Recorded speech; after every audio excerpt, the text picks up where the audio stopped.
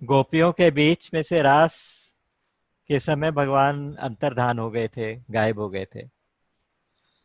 गोपियों ने चारों तरफ ढूंढा, उनको भगवान नहीं मिले। ढूंढते ढूंढते जब वो बहुत परेशान हुई तो उन्होंने चारों तरफ से यमुना जी से पूछा, वहां की लताओं पताओं से पूछा, यमुना जी की रेत से पूछा, तो भगवान का पता कहीं नहीं मिला। तो अंत में वो जहां थी वहीं की वहीं वैसे ही बैठ गई और अपने अंदर जाके उन्होंने प्रार्थना की और भगवान प्रकट हो गए। तो उस प्रार्थना को हम गोपी गीत करके हमने पढ़ा था। उसमें सूत्र ये मिला कि अगर हमें कहीं ऐसा लगे कि परमात्मा कहीं खो गए हैं, खोते खोते कभी नहीं, भगवान कहीं जाते नहीं। यहाँ जब मैं परमात्मा की बात करता हूँ तो खुद की बात करता हूँ, खुद मतलब अच्छा। खुदा। तो अपने को ढूंढने के लिए क्या करें, अर्थात अपना अनुभव करने के लिए क्या करें? तो जहां है ऐसे के ऐसे शांत हो जाएं, जहां है वहीं के वहीं शांत हो जाएं और उस अवस्था में जाने के लिए बेचैन हो जाएं, उसके लिए हमारी बेखुदी बढ़ जाए, यानी अपने आप को भूल जाएं। इतनी ज्यादा व्याकुलता बढ़े, इतनी ज्यादा व्याकुलता बढ़े कि हम स्वयं को ही भूल जाएं। बेखुदी छा जाए इतनी खुद को खो जाने के बाद, बेखुदी छा जाए इतनी खुद को खो देने के बाद, खुद को पाने का तरीका खुद के खो जाने में है। खुद को पाने का तरीका खुद को खो जाने में है, यानी अपने अहंकार को, अपने अहम को, हमने जो अपना एक व्यष्टि अहम बनाया हुआ है कि ये मैं हूँ, ये शरीर मैं हूँ, ये मेरा परिवार है, ये मेरा, तो मैं और मेरा का ये जो संसार हमने बनाया है, इसको समाप्त करना है। इसके समाप्त होने ही हम अपने स्वरूप में अपने आप स्थित हो जाते हैं। वो तत्व, जिस तत्व की हम बात कर रहे हैं, वो तत्व एकदम नेचुरल है, स्वतः प्राप्त है, स्वतः सिद्ध कहते हैं उसको। स्वतः सिद्ध का मतलब नेचुरली अवेलेबल, वो कहीं गया नहीं, नेचुरली वो हमारा स्वरूप ही है। स्वरूप कहाँ जाएगा? और वो कभी खोएगा भी नहीं, जाएगा भी नहीं, वो हमेशा नित्य प्राप्त भी है। नित्य प्राप्त का मतलब होता है कि जो हमेशा हमारे साथ था, हमारे साथ है, हमारे साथ रहेगा। तो उस तत्व की बात यहाँ आ रही है इन श्लोकों में। मैं इसलिए बैकग्राउंड ये बताना चाहता हूँ कि क्योंकि ये अवस्था ही ऐसी है कि इसका कोई वर्णन सीधा सीधा होता नहीं, तो इसलिए बहुत सारे शब्दों में बहुत सारे प्लस माइनस करके कि क्या वो ऐसा होता है, नहीं नहीं ऐसा भी नहीं होता, ऐसा होता है, नहीं नहीं ऐसा भी नहीं होता, तो बाहर से तो इस तरह लगता है, नहीं नहीं ऐसा भी नहीं होता। तो इस तरह के लक्षणों को लेके हम उस भगवत प्राप्त महापुरुष जिसने अपरोक्ष अनुभूति कर लिया है, उसका वर्णन हम यहाँ पर देख रहे हैं। तो इन श्लोकों में अब आगे देखिएगा, उसका एक संसारिक मनुष्यों से भी कंपैरिजन भी करते चलेंगे। श्लोक नंबर 28 में हम आ जाएंगे आज। अगर आपके पास पुस्तक है तो श्लोक नंबर 28 खोल लीजिए। असमाधेरवीक्षा विक्षेपान्न मुमुक्षुर्न चेतरः निश्चित्य कल्पितं पश्यन् ब्रह्मैवास्ते महाशयः। असमाधे अविक्षेपात् न मुमुक्षुः न च इतरः निश्चित्य कल्पितं पश्यन् ब्रह्मैव आस्ते, ब्रह्म एव आस्ते महाशयः। ये ऐसा व्यक्ति होता है कि देखिए, विक्षेप रहित है, अविक्षेपात। अब विक्षेप रहित होने के कारण, विक्षेप रहित का मतलब कि उसको कोई चीज डिस्टर्ब ही नहीं करती, उसको कोई विक्षेप है ही नहीं। विक्षेप का मतलब डिस्टरबेंस, व्याकुलता। उसको कोई विक्षेप है ही नहीं, तो वो फिर विक्षेप को मिटाने के लिए ध्यान और समाधि का अभ्यास क्यों करेगा? तो इसलिए उसको कहा असमाधि भी वही है। असमाधि का मतलब कि वो समाधि भी नहीं लगाता, समाधि का अभ्यास भी नहीं करता, क्योंकि उसको विक्षेप नहीं है, तो इसलिए वो समाधि का भी अभ्यास नहीं करता। तो कहते हैं क्या वो मुमुक्षु नहीं है? मुमुक्षु मतलब मोक्ष की इच्छा वाला। कहते नहीं नहीं, ना मुमुक्षु, वो मुमुक्षु नहीं है, क्योंकि उसे मोक्ष की इच्छा नहीं है, वो खुद मुक्त ही है। मोक्ष की इच्छा किसको होगी? जो बंधन में होगा। या मोक्ष की इच्छा किसको होगी? जो ये समझेगा कि मैं बंधन में हूं, है ना। या तो उसको इमेजिन करेगा कि मैं बंधन में हूं, या वाकई बंधन में होगा, तभी वो मुमुक्षु बनेगा। तो कहते नहीं, मुमुक्षु भी नहीं है। तो क्या इतरह मतलब, तो क्या कोई और है? कहते नहीं, इतरह भी नहीं, ना इतरह। वो संसारी भी नहीं है। इतरह मतलब मुमुक्षु नहीं है तो संसारी है? कहते नहीं, संसारी भी नहीं है। तो फिर क्या है? कहते कि बस उसने निश्चय कर लिया कि ये जितना जगत है ये सब कल्पित है, ये सब कल्पना मात्र है। निश्चित कल्पितम। इस प्रकार जो देख लेता है, देखकर, पश्यन, देखता हुआ, ये सारा जितना भी जगत है ये सारा कल्पित है, इस प्रकार से देखता हुआ, ब्रह्म वास्ते महाशय, ऐसा महाशय, ऐसा महापुरुष ब्रह्म होकर ही बैठ जाता है, ब्रह्म होकर ही रहता है, यानी ब्रह्म ही बन जाता है वो। ब्रह्म के बराबर नहीं, ब्रह्म ही हो जाता है। ब्रह्म ही वास्ते, ब्रह्म में ही स्थित हो जाता है, या आप कह लीजिए कि ब्रह्मवत रहता है।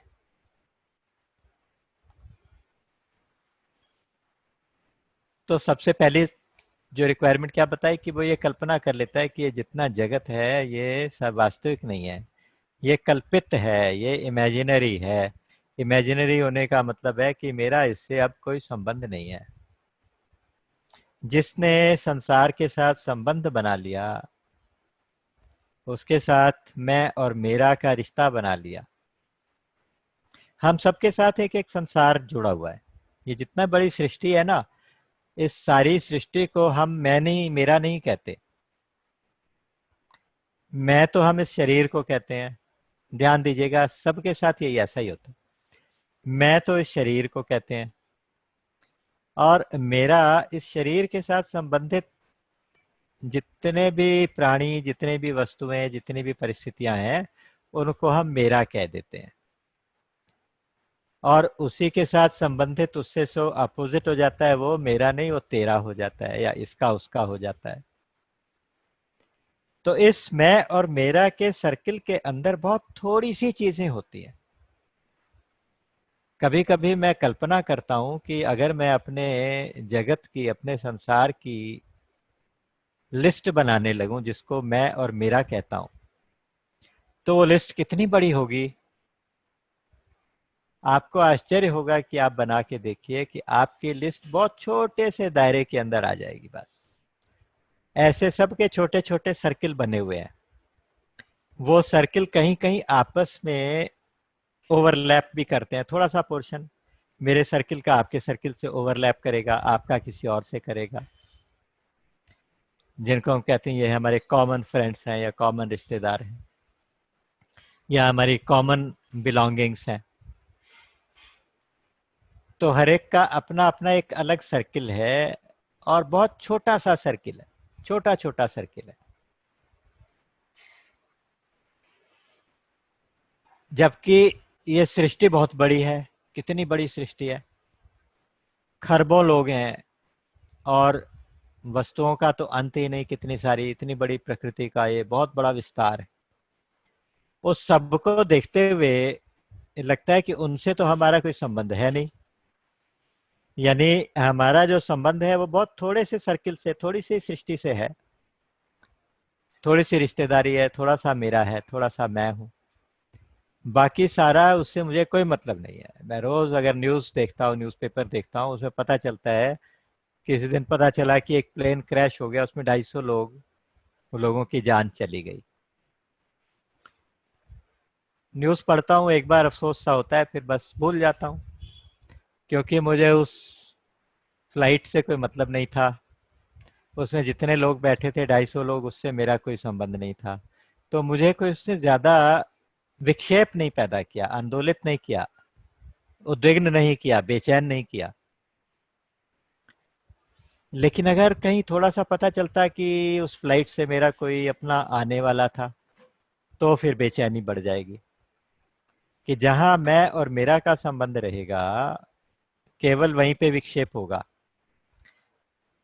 और जो सारी सृष्टि को कल्पित मान बैठा, तो वो फिर मैं और मेरा की सीमाओं से बाहर निकल गया। उसको फिर कोई विक्षेप नहीं होगा, उसको कोई बेचैनी नहीं होगी, उसको कुछ भी परेशान नहीं करेगा। ऐसा नहीं है कि वो कुछ करना बंद कर देगा, करता भी रहेगा, सब कुछ होता रहेगा, चारों तरफ क्रियाएं भी होती रहेंगी, लोग भी रहेंगे, सब रहेगा, लेकिन मैं और मेरा के संबंध नहीं रहेंगे। तो जो संसारी जीव है, वो तो दुखी रहेगा। और जो संसार से संबंध विच्छेद कर चुका, आप कह सकते हैं, संबंध विच्छेद करने के बाद वो अपने स्वरूप में स्थित हो गया, तो अब उसके सारे कष्ट दूर हो गए, अब उसको कोई परेशानी नहीं रही।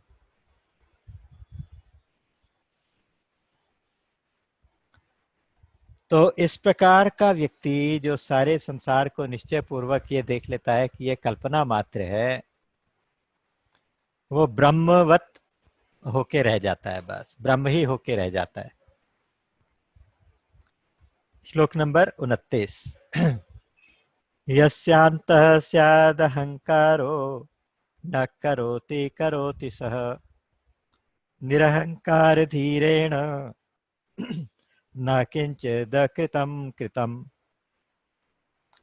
यस्य अंतः स्यात् अहंकारः, यस्य अंतः जिसके अंदर, जिसके अंतःकरण में, स्यात् मतलब हो, अहंकार तो जिसके अंतःकरण में अहंकार होता है, यानी अपनी कोई एक झूठी पहचान होती है कि ये मैं हूं, इस प्रकार का अहंकार जिसके अंदर होता है, वो अगर कोई काम नहीं भी करता, न करोति करोति सह, उससे कर्म हो जाता है।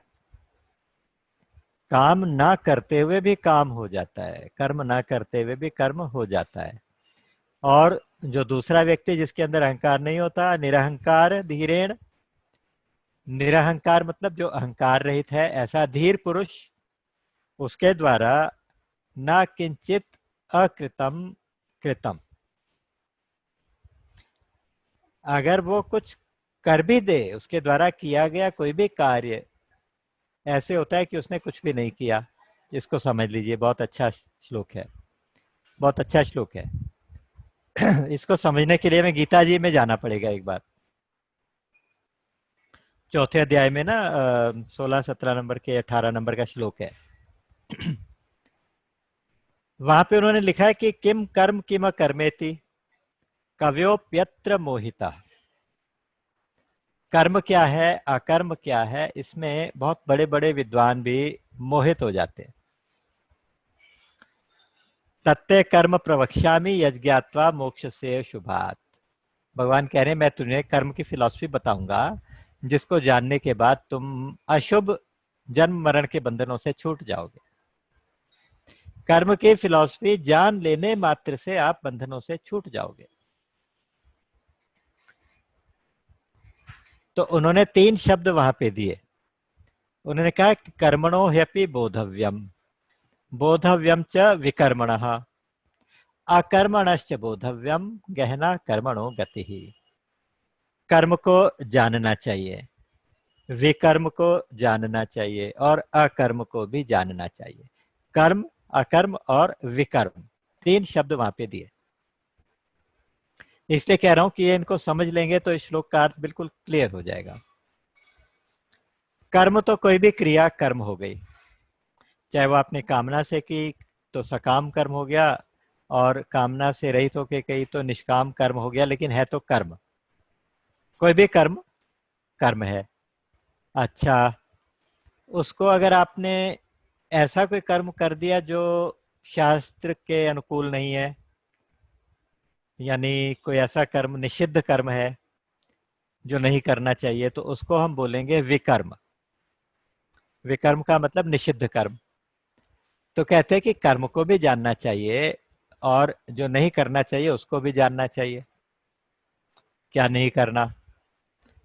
अकर्मणश्च बोधव्यम। और अगर हम कोई कर्म बिना अपनी झूठी पहचान बनाए, बिना अपना कर्तापन साथ में लगाए करते हैं, वो कर्म अकर्म हो जाता है।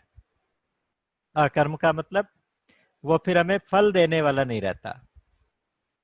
क्योंकि नॉर्मली हमें कहा जाता है कि देखो, कर्म प्रधान विश्व करी राखा, जो जस करे सो तस फल चाखा।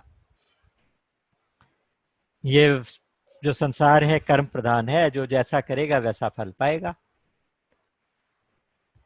तो उस ऐसे कहते हैं कि अवश्यमेव भोक्तव्यम कृतम कर्म शुभाशुभम। शुभ और अशुभ कर्मों का फल भोगना ही पड़ेगा। लेकिन वो कब भोगना पड़ेगा? जब आप अपने अहंकार के साथ, अपने कर्तापन के साथ कर्म करेंगे तब। जब आप कर्तापन के साथ कर्म नहीं करेंगे कि मैं करता नहीं हूं, इस भाव से कर्म करेंगे कि मैं नहीं करता, ये प्रकृति करती है, या प्रकृति के गुण गुणों में बरतते हैं, या भगवान करते हैं, यानी आप अपने कर्मों को डिसोन कर देंगे और कर्म करेंगे, तो वो कर्म आपके फिर फल देने के लिए तैयार नहीं होते। जैसे आपने कोई बीज लिया, उसको उबाल के बॉयल कर लिया, तब आपने जमीन में डाल दिया, तो वो बीज फिर अंकुरित नहीं होता। या भून दिया, पहले भून के आपने चना जमीन में डाल दिया, तो वो अंकुरित नहीं होता, वो पौधा नहीं बनता। उसी तरह से जब आपने कर्म में कर्तापन का त्याग करके कर्म कर दिया, तो वो फिर फल देने वाला नहीं रहता, ना अच्छा ना बुरा। क्योंकि जो अकर्ता भाव से कर्म करता है, उसको फिर अच्छे फल की भी कामना नहीं होती। अच्छे कि मुझे अच्छा फल मिले या कोई बुरा फल मिले, उसके लिए भी घृणा नहीं, उसके द्वेष नहीं होता। तो अच्छा और बुरा कर्म केवल उन लोगों को होता है जो आसक्त होके कर्तापन से कर्म करते हैं। तो यहाँ तीन शब्द हो गए, कर्म, अकर्म और विकर्म। अच्छा, मान लीजिए कोई संसारी जीव है ना, जो अहंकार के साथ कर्म कर रहा है। अहंकार के साथ मतलब मैं करता हूं इस भाव से कर्म कर रहा है। मैं करता हूं इस भाव से कर्म करेगा, तो अगर वो कुछ नहीं भी कर रहा किसी समय और मन से चिंतन करता रहे, तो उसके द्वारा वो कर्म किया हुआ मान लिया जाएगा। है ना, तीसरे अध्याय में ये भी कहा गया कि कर्मेंद्रियाणि संयम या आस्ते मनसा स्मरण, कि कर्मेंद्रियों को तो रोक लिया, सेंस ऑर्गन्स को, अपने ऑर्गन्स ऑफ एक्शन को आपने रोक लिया, कर्म नहीं किया, लेकिन मन से चिंतन करते रहे। क्योंकि जो कर्म होते हैं वो शरीर से, मन से और वाणी से, तीनों से होते हैं। शरीर वांग मनोभिरियत कर्म प्रारभते नरा। शरीर, वांग और मन, शरीर, वाणी और मन। तो अगर मन को शांत नहीं किया, अहंकार के साथ आप बिल्कुल बिना कुछ किए चुपचाप बैठ गए और अंदर ही अंदर कुछ ना कुछ सोचते रहे, बेचैन होते रहे, तो कहते हैं कि फिर उसके द्वारा कर्म हो गया तो फिर उसका फल भी उसको भोगना पड़ेगा। तो यहाँ कह दिया कि यस्यांतः स्यात् अहंकारो, जिसके अंदर अहंकार होगा, न करोति करोति सा, ना करते हुए भी उसका कर्म हो जाएगा। लेकिन निरहंकार धीरेण, जो निरहंकार है, जिसके अंदर अहंकार नहीं है, ऐसा धीर पुरुष, उसके द्वारा कृतम कर्म भी अकृतम हो जाएगा, किया हुआ कर्म भी ना किया हो जाएगा, अर्थात किए हुए कर्म से भी कोई फल नहीं मिलेगा। तो उसके सारे कर्म अकर्म हो जाएंगे। मैं करता नहीं हूं, बस ये याद रखना है। मैं करता नहीं हूं को कैसे याद रखेंगे? आप ये समझ लीजिए दो बहुत सुंदर सुंदर उदाहरण होते हैं जो हमेशा अपने आप को याद दिलाते रहने चाहिए, इसलिए मैं बार बार कहता हूँ। फॉर एग्जाम्पल, एक कहीं से कोई बैलगाड़ी जा रही है तो उसके नीचे नीचे कुत्ता चलने लगा। थोड़ी दूर चलते चलते बैलगाड़ी की स्पीड से वो भी धीरे धीरे चलता जा रहा है। हमने देखा हुआ ऐसा सीन, ऐसा होता है। तो वो धीरे धीरे उसके नीचे चलता जाता है। उसको थोड़ी देर के बाद ये लगने लगता है कि शायद बैलगाड़ी वो चला रहा है। उसको लगता है कि बैलगाड़ी मैं चला रहा हूँ। तो उसके बाद फिर मोहल्ले के दूसरे कुत्ते जब उसको भौंकते हैं तो वो उस बैलगाड़ी के नीचे से भागता नहीं, उनके पास आता भी नहीं, उनको जवाब भी नहीं देता, चुपचाप चलता जाता है। क्योंकि उसको लगता है कि अगर मैं बाहर आ गया तो बैलगाड़ी गिर जाएगी। वहां उसके मन में ये आ गया कि मैं चला रहा हूं। आप कल्पना कीजिए कि हम उसी तरह का एक्शन कर रहे हैं। हमें लगता है कि अपने परिवार को, अपने समाज को शायद हम चला रहे हैं। ऐसे ऐसे बड़े बड़े 30 मार्का चले गए जिनके बाद लगता था कि अब क्या होगा, अब कैसे चलेगा। फिर भी दुनिया चलती रही, फिर भी परिवार चलते रहे, समाज चलते रहे, विश्व चलता रहा, दुनिया चलती रही। किसी के जाने से कोई फर्क नहीं पड़ा। इसका मतलब क्या हुआ? इसका मतलब ये हुआ कि कोई भी व्यक्ति इंडिस्पेंसेबल नहीं था। कोई भी व्यक्ति ऐसा नहीं था कि वो कर्म नहीं करेगा तो न जाने क्या हो जाएगा। अगर वो कुछ नहीं करेगा तो उसी के करने से सब हो रहा है, ऐसा नहीं है। दूसरा एग्जाम्पल आप ये देखिए कि एक हाथी किसी छोटे से पुल के ऊपर से गुजर रहा था। रस्सियों का बना पुल था। उसकी सूंड के ऊपर आकर एक मक्खी बैठ गई। तो हाथी से बोली कि मैं भी आपके साथ साथ साथ बैठ के चलूं। तो हाथी ने कोई जवाब नहीं दिया, वो अपनी मस्ती में जा रहा है। तो थोड़ी दूर बीच में गए तो जाके पता चला कि पुल हिलने लगा, क्योंकि हाथी भारी था और पुल वो रस्सियों का हिलने लगा। लेकिन हाथी फिर भी मस्ती से चलता गया और जाके परली तरफ लास्ट किनारे तक पहुंच गया। वहां जाके मक्खी उससे बोली, देखी देखा बेटा, मैं बैठ गई तो हमारे वेट से पुल भी हिलने लगा। तो उस मक्खी को ये लगा कि शायद हाथी के ऊपर मैं बैठ गई इसलिए पुल हिल रहा है। एक और एग्जाम्पल आप समझ लीजिए कि देख, जैसे एक लोमड़ी जा रही थी जंगल में, और जाते जाते उसको किसी शेर ने देखा। वो भी दबे पांव उसका शिकार करने के लिए उसके पीछे पीछे चला कि मौका मिलते ही उसको झपट्टा मारेगा। तो जो भी इधर उधर के जानवर थे वो देख के डर के मारे भागने लगे। तो लोमड़ी इतनी प्रसन्न हुई, इतनी ज्यादा अहंकार में एकदम से उसकी चाल बदल गई कि देखो आज सारे जानवर मेरे से डर रहे हैं। जंगल के सारे जानवर मुझसे डरने लगे। उसको ऐसा लगा कि शायद जानवर मेरे से डर रहे हैं। वास्तव में हो क्या रहा था कि वो उसके पीछे आने वाले शेर से डर रहे थे। ये हम करता हम हैं, ये हमारी जो एक झूठी पहचान होती है ना, उस पहचान के कारण हमारे सारे कर्म फल देने वाले हो जाते हैं। और जब ये पहचान मिट जाती है, जब हमें पता चलता है कि हमारे करने से कुछ नहीं हो रहा, ये सब अपने आप हो रहा है, और जब ये पता चल जाता है कि ये सारा जगत केवल एक कल्पना मात्र है, केवल कल्पित विश्व है। जगत बार बार ये वक्ता जी तो ये समझाते आ रहे हैं कि ये कल्पित जगत है। कल्पित जगत में मैंने क्या किया? कुछ नहीं किया। आत्मा कभी कर्ता नहीं होती, आत्मा अकर्ता रहती है। राम को आत्मा के रूप में कहा गया और सीता जी को उनकी प्रकृति के रूप में कहा गया। जो कुछ क्रियाएं होती हैं प्रकृति में होती हैं। मैंने कई बार आपको सुनाया होगा, अध्यात्म रामायण में आदित्य हृदय प्रसंग है। उसमें हनुमान जी बैठे हुए हैं, मन ही मन ये विचार कर रहे हैं कि जब से हम भगवान को मिले, जब से हमारी मुलाकात हुई, तो उसके बाद के सारे चरित्र मैंने भगवान के देखे, उससे पहले के नहीं देखे। तो पहले कैसे चरित्र किए होंगे भगवान ने, कितने सुंदर चरित्र रहे होंगे। तो राम जी उनके मन की बात समझ गए और उन्होंने जानकी जी की तरफ इशारा किया, उनसे कहा कि आप इनको तत्व, ये हमारा तत्व जानना चाहते हैं, इनको आप तत्व की बात आप समझा दीजिए।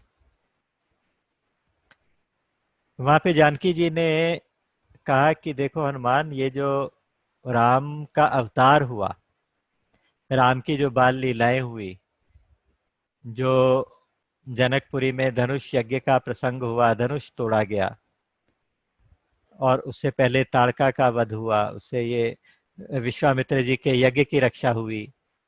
इस प्रकार से उन्होंने सारे प्रसंग गिनाए, ये सारे के सारे कर्म मैंने किए, यानी राम का अवतार भी मेरे द्वारा हुआ, यानी उनकी बाल लीलाएं भी मेरे द्वारा हुई, धनुष भी मेरे द्वारा टूटा, ताड़का भी मेरे द्वारा मरी, और ये सारी की सारी लीलाएं मैंने ही की। मयई बात मयई मयई वो उन्होंने कहा कि ये सारे जितने भी क्रियाएं हैं ना, सारी मेरे द्वारा हुई।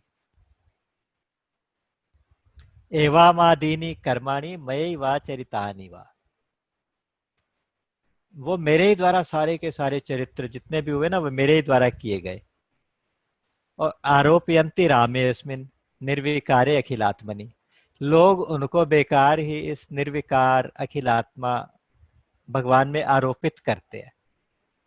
ये जितनी भी क्रियाएं हैं वो सारी की सारी प्रकृति में हो रही है, ये सारी क्रियाओं के करने में प्रकृति ही कारण है। ये जो आत्मा है, आत्मा में कोई क्रिया नहीं हो रही, और मैं वो स्वयं आत्मा हूँ। बस इस बात को याद रखेंगे तो कर्तापन छूटेगा। अगर इस बात को समझेंगे नहीं, जब इसकी टेक्निक, इसके जो अंदर की टेक्निकलिटी को समझेंगे नहीं, तो फिर कहीं ना कहीं हम कर्ता भाव में आ जाएंगे।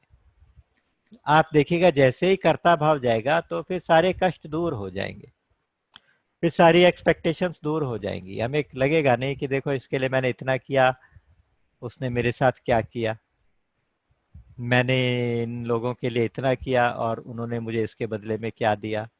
तो इस तरह के जो प्रश्न होते हैं जो हमें बेचैन करने वाले, वो सारे प्रश्न समाप्त हो जाएंगे, क्योंकि मैंने कभी कुछ किया ही नहीं।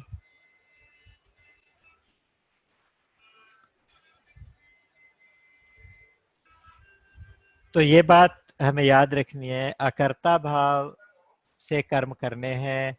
ये याद रखना है कि मैं करता नहीं हूँ, और दूसरा याद रखना है कि मैं खुद ही खुदा हूँ।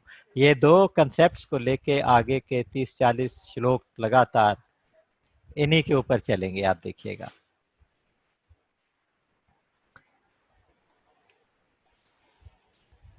तो श्लोक नंबर 30। नोद्विग्नं न च सन्तुष्टम् अकर्तृस्पन्दनवर्जितम् निराशं गतसन्देहं चित्तम मुक्तस्य राजते। तो ये कैसा होता है, व्यक्ति कैसा होता है साहब? कहते हैं कि बेचैन तो नहीं होता, उद्विग्न तो नहीं होता। तो कहते हैं कि अच्छा संतुष्ट रहता है, कहते नहीं संतुष्ट भी नहीं होता। ये दोनों शब्द सापेक्ष हैं, दोनों शब्द रिलेटिव हैं, और उसकी जो कंडीशन है वो रिलेटिव नहीं है। रिलेटिव वर्ड्स में उसको समझाया नहीं जा सकता, क्योंकि जब हम कहते हैं कि ये व्यक्ति संतुष्ट है, तो इसका मतलब यह है कि वो बेचैन नहीं है, इसका मतलब शांत है तो बेचैन नहीं है। या हम कहते हैं संतुष्ट है, तो इसका मतलब असंतुष्ट नहीं है। यानी आप एक की कल्पना करेंगे तब दूसरा शब्द आएगा। असंतोष को कहीं आप एक्सेप्ट करेंगे तभी आप कहेंगे कि मुझे संतोष है, या कहीं आप उद्विग्नता को एक्सेप्ट करेंगे कि उद्विग्नता नाम की कोई चीज होती है, तभी आप कहेंगे कि मैं उद्विग्न नहीं हूं, मैं शांत हूं। तो इसलिए इन शब्दों से उसका वर्णन नहीं होता। न उद्विग्नम न च संतुष्टम, अकर्त्री, अकर्ता है वो। अकर्ता मतलब कर्तापन के भाव उसके अंदर है ही नहीं, कि मैं करता हूं ये भाव उसके अंदर नहीं होता। और स्पंदन वर्जितम, स्पंद वर्जितम का मतलब स्पंदन नहीं होता उसके अंदर, कोई वाइब्रेशन नहीं है, कोई संकल्प विकल्प नहीं उठते, संकल्प रहित। स्पंद वर्जितम का मतलब संकल्प रहित। निराशम, उसको किसी से कोई आशा नहीं है, कोई एक्सपेक्टेशन नहीं है, वो किसी से कुछ चाहता ही नहीं, क्योंकि वो अपने आप में संपूर्णता का अनुभव कर चुका, अपने आप को वो परफेक्ट कंप्लीट अनुभव कर चुका। गत संदेहम, उसको कोई डाउट्स भी नहीं अब रहते, संदेह भी नहीं है, किसी तरह का कोई डाउट भी नहीं है कि मैं शरीर हूं कि नहीं हूं, मैं आत्मा हूं या नहीं हूं, मैं शरीर हूं या आत्मा, उसके अंदर होते ही नहीं। तो ऐसे मुक्त महापुरुष, ऐसे जीवन मुक्त महापुरुष का जो चित्त है इस प्रकार से सुशोभित होता है, राजते मतलब शोभित होता है, सुशोभित होता है। तो उसके चित्त की अवस्था बता रहे हैं कि उसके चित्त ऐसे है बिल्कुल एक रस, शांत। कहते शांत नहीं, नहीं शांत नहीं। अच्छा उद्विग्न नहीं, नहीं उद्विग्न नहीं। अच्छा तो संतुष्ट नहीं, नहीं असंतुष्ट नहीं, उसका कोई वर्णन नहीं, बस वो ऐसे ही है, क्योंकि वो संकल्प रहित है, उसके अंदर कोई स्पंदन हो ही नहीं रहा, उसके अंदर कोई वाइब्रेशन हो ही नहीं रही। स्पंद वर्जितम। तो वो क्या चाहता है, फिर कहते चाहता कुछ नहीं है, निराशी है, बिल्कुल निराश। निराश मतलब निराशा, उसके अंदर कोई आशा नहीं है, किसी से कुछ नहीं चाहता, इसी तरह से पूर्ण होके वो अपने आप में रहता है, उसके अंदर किसी से कोई एक्सपेक्टेशन नहीं है। तो ये उसके चित्त का वर्णन किया। तो वो करता क्या है उसके बारे में देखिए क्या कह रहे हैं। निर्ध्यातुं चेष्टुतं वापि यच्चित्तं न प्रवर्तते, निर्निमित्तमिदं किन्तु निर्ध्यायति विचेष्टते। ज्ञानी का जो चित्त है ना, वो ना तो उसका मन करता है कि मैं अब ध्यान में बैठ जाऊं, ना उसका ये चित्त ये कहता है कि अब मैं किसी क्रिया में लग जाऊं, चेष्टा में लग जाऊं। निर्ध्यातुम मतलब मैं ध्यान करूं, या चेष्टितुम मतलब चेष्टा करूं, कि ध्यान का अभ्यास करूं कि संसारिक काम करूं। उसके अंदर ये दोनों ही भाव नहीं उठते। ध्यान करूं ये भाव इसलिए नहीं उठता है क्योंकि वो ऑलरेडी ध्यान में ही है ना, उसका चित्त तो ऑलरेडी शांत है, उसमें कोई विक्षेप नहीं है। योगश चित्त वृत्ति निरोध, चित्त वृत्तियों के के निरोध का नाम योग है। चित्त वृत्तियां उसकी वैसे ही शांत है, उसे निरोध करने की जरूरत ही नहीं है, निरुद्ध करने की जरूरत ही नहीं है। तो ध्यान क्या, ध्यानम निर्विषयम मना, विषयों से रहित मन जो है वो ध्यान का परिणाम है। तो उसके विषयों से कोई आसक्ति ही नहीं है, उसके मन में विषय उठ ही नहीं रहे, तो अब वो क्या ध्यान करे, तो ध्यान में उसका कोई इंटरेस्ट नहीं है। अच्छा तो फिर चेष्टा करेगा, कुछ एक्शन करेगा, कहते नहीं उसका चित्त में ये भाव भी नहीं आता कि वो चेष्टा करे, ये भाव भी नहीं आता। तो क्या आता है, निर्निमित्तम इदम, कहते हैं कि बिना किसी निमित्त के, बिना किसी पर्पस के।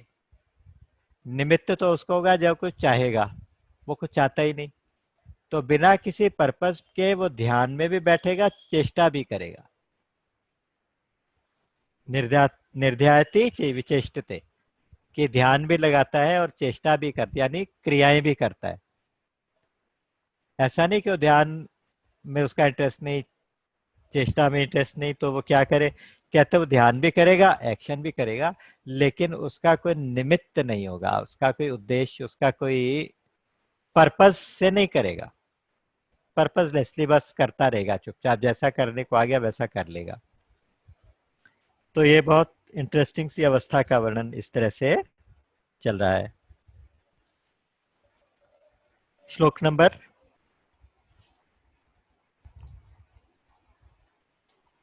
श्लोक नंबर 32 तत्वं यथार्थमाकर्ण्य मंदः प्राप्नोति मूढ़ताम् अथवा आयाति संकोचम अमूढ़ः कोपि मूढ़वत्। अब यहाँ पे कंपैरिजन करना शुरू कर दिया है ना। इसको जो संसारी मनुष्य है उसको हम कहेंगे मूढ़, जो गीता जी के इसके अष्टावक्र गीता जी के शब्दों में मूढ़, मूढ़ से इस ज्ञानी की तुलना करते चलेंगे। बाहर से एक जैसे लगेंगे, बिल्कुल शांत बैठा है, चुपचाप बैठा है, और जो अज्ञानी है वो भी ऐसे बैठा है चुपचाप। तो कहते क्या होता क्या है कि तत्वम यथार्थम आकर्ण्य मंदः प्राप्नोति मूढ़ता। इस तत्व को यथार्थ रूप से जो सुन लेता है, यानी अच्छी तरह से इस तत्व के बारे में, आत्मा के बारे में, आकर्ण्य मतलब सुनकर, तत्वम यथार्थम आकर्ण्य, तत्व को यथार्थ सुनकर, मंदम मंदः प्राप्नोति मूढ़ताम, जो मंद पुरुष होता है, जो मूढ़ पुरुष होता है, वो जड़वत बैठ जाता है, मूढ़ की तरह से बैठ जाता है कि कुछ करना नहीं है, मैं कुछ करता नहीं हूं, ऐसा करके वो चुपचाप जाके बैठ गया कि मुझे कुछ करना ही नहीं है। और जो दूसरा व्यक्ति होता है वो क्या होता है, अथवा आयाति संकोचम अमूढ़ः कोपि मूढ़वत, या दूसरा कोई व्यक्ति जो जो ज्ञानी होता है, ज्ञानी का व्यवहार भी मूढ़वत होता है, वो भी चुपचाप बैठ जाता है जाके। ज्ञानी को तो ये समझ में आ गया कि मैं करता नहीं हूं, लेकिन अज्ञानी को ये अच्छी तरह से समझ में नहीं आया, वो केवल ऊपर ऊपर से आचरण करके मूढ़वत बैठ गया। दोनों एक जैसे दिखते हैं, तो दोनों को कैसे फिर फर्क कैसे होगा दोनों का। तो ये आगे के श्लोकों में इसको भी आगे आगे बताते जाएंगे। यहाँ पे एक कंपैरिजन करके बताया, दोनों एक जैसे लगने लगेंगे। देखिए, जो सत्संग हमने सुना या जो ज्ञान चर्चा हमने सुनी, उसको आचरण में उतारना भी उतना ही जरूरी है जितना कि उसमें सुनना। एक कहावत होती है ना कि आप प्रवचन में बैठे, अच्छी बात, लेकिन प्रवचन आप में बैठा कि नहीं बैठा, इस चीज का भी ध्यान रखें कि आप तो प्रवचन में बैठे ठीक है, लेकिन प्रवचन भी आप में बैठना चाहिए। एक छोटा सा एग्जांपल आपको एक स्टोरी के माध्यम से बताता हूँ। एक व्यक्ति चिड़िया पकड़ने वाला, कोई बहेलिया, जंगल में घूम रहा था। उसने देखा एक बहुत सुंदर सी चिड़िया मनुष्य की वाणी में गाना गा रही है। उसने इस तरह की चिड़िया देखी नहीं थी कभी, तो उसने पीछे से जाके उसको पकड़ लिया। अब चिड़िया बोल पड़ी, बोले कि भैया अगर आप छोड़ दोगे, अगर आप मुझे आप छोड़ दो, तो मैं आपको 3 अच्छी शिक्षाएं बताऊंगी, 3 उपदेश दूंगी। तो उसको बहुत इंटरेस्टिंग लगा कि ये तो बोलने वाली चिड़िया है और देखो कैसे बता रही है। तो उसने उसको छोड़ दिया। तो चिड़िया उड़ के पेड़ के ऊपर जाकर बैठ गई। अब उसने वहां से पहला उपदेश दिया। पहला उपदेश उसने दिया कि किसी की बताई हुई असंभव बात पे कभी भी एकदम विश्वास मत करो। ये पहला उपदेश। अगर कोई असंभव सी बात कोई बताए तो उसके ऊपर तुम विश्वास मत करो। और दूसरा उपदेश, उसने कहा दूसरा उपदेश ये है कि बीती हुई बातों पे कभी पछतावा करके अपने आप को कोसो मत। जो बीत गया सो बीत गया, उसको सोच सोच के अब परेशान नहीं होना चाहिए। और चिड़िया बोली हाँ, मैं एक बात बताना तुम्हें भूल गई थी बीच में। वो ये था कि मेरे पेट में 2 बहुमूल्य हीरे पड़े हुए हैं, वो तुमने मिस कर दिए। तुमने मुझे छोड़ दिया, वो तुम्हारे हीरे तुम्हारे हाथ से अब निकल गए। तो वो माथा पीट के अपना रोने धोने लगा। वो कहने लगा कि अरे मैंने तो बहुत बड़ी गलती कर दी।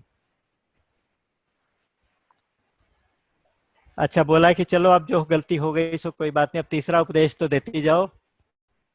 तो चिड़िया बोली कि तुमने पहले दोनों उपदेशों पर ध्यान नहीं दिया, तो तीसरा उपदेश क्यों दूं।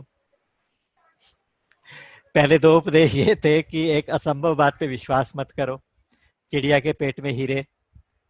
और दूसरी बात ये थी कि बीती बातों पे पछतावा मत करो और तुम रोने लगे। तो अब तीसरे उपदेश देने का क्या फायदा? तो सत्संग, हमारे अंदर बैठे सत्संग में जो बातें हमें मिले, उनको हम अपने अनुभव से समझें, उसको अपने जीवन में आचरण में उतारें, तभी तो सत्संग का फायदा है, नहीं तो फिर फायदा भी क्या। तो इसलिए कहते हैं कि जो अज्ञानी होता है ना, जब उसको बता दिया जाता है, कोई बात समझाई जाती है, तो उसका अनुभव किए बिना वो झूठ मूठ जाके बस शांत होके बैठ गया, मूडवत बैठ गया। लेकिन जो ज्ञानी होता है वो समझने के बाद मूडवत होके बैठता है। उसके अंदर से जो ज्योति जल जाती है, उसके अंदर जो एक जागृत अवस्था होती है, वो अज्ञानी के हृदय में नहीं होती, वो अंदर की अवस्था का फर्क होता है बस। बाहर से तो दोनों एक जैसे ही लगेंगे। तो तीसरा उपदेश यही था कि साहब, सत्संग सुनो तो उसकी बातों पे आचरण भी करो। सूत्र नंबर 33, एकाग्रता निरोधो वा मूढ़ैरभ्यस्यते भृशम, धीरः कृत्यं न पश्यन्ति सुप्तवत् स्वपदे स्थिताः। तो कहते हैं कि ये दूसरी बात, कि ये अवस्था अभ्यास से नहीं मिलती। अभ्यास करने से ये अवस्था प्राप्त नहीं होती। ये अवस्था कुछ ना करने से प्राप्त होती है। कुछ ना करना सीखना चाहिए, कुछ करने से नहीं होता। किसी गुरु के पास जाके शिष्य ने कहा कि गुरु जी, हम बहुत टाइम से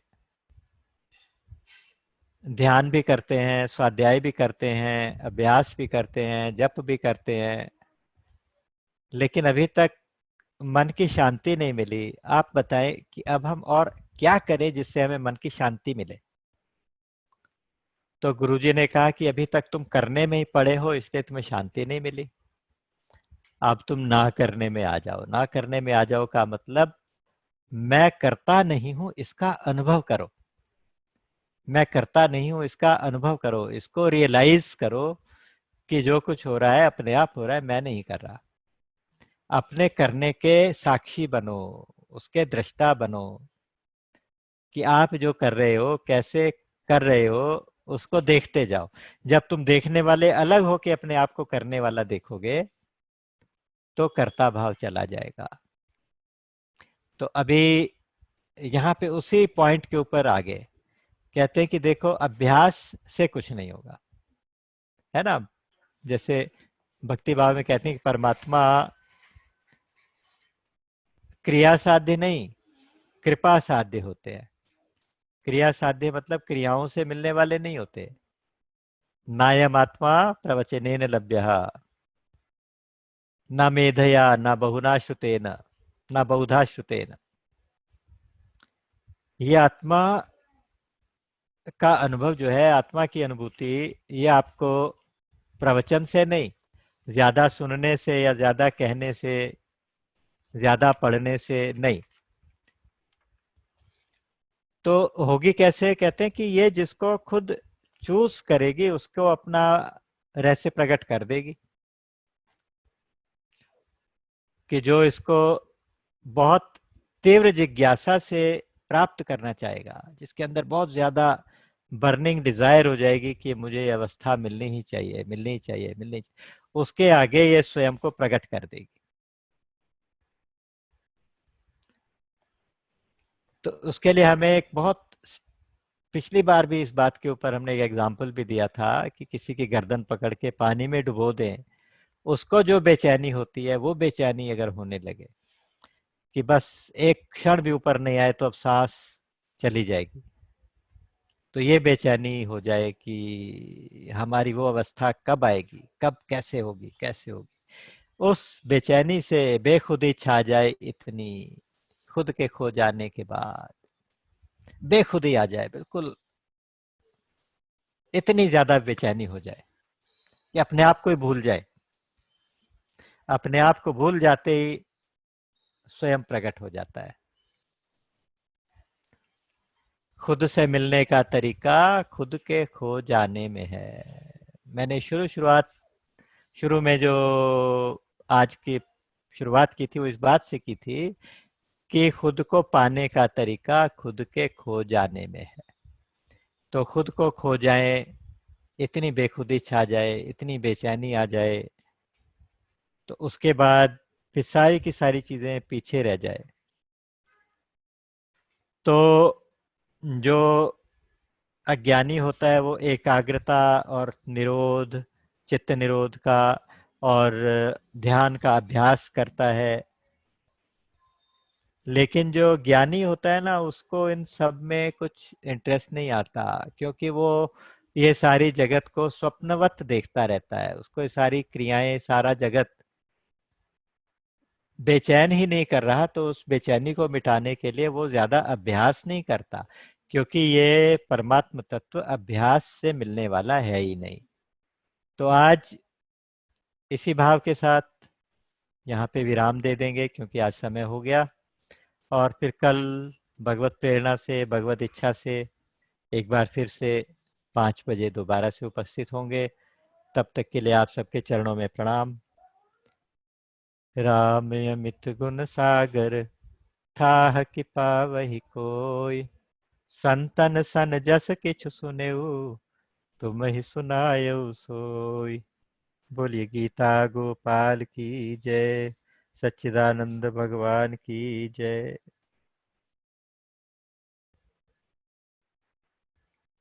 राम।